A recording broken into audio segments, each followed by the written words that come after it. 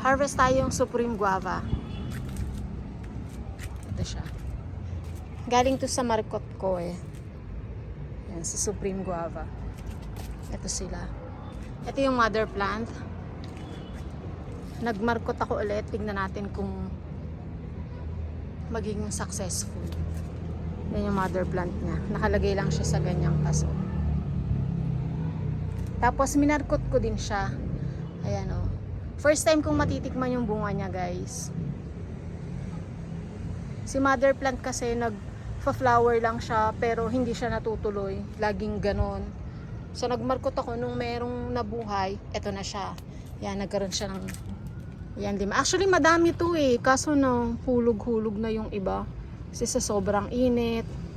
Tapos umulan. Ito siya, guys. Tanggalan natin ng supot. Yan. Yan, di pala nakikita sa camera. Yan na siya.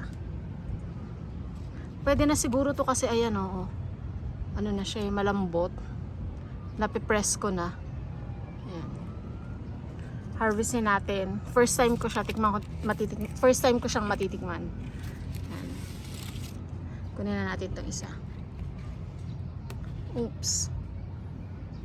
Ito yung isa niya. Malambot na.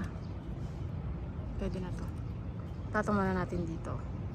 Tapos ito pa yung isa. Yan. Pwede na to.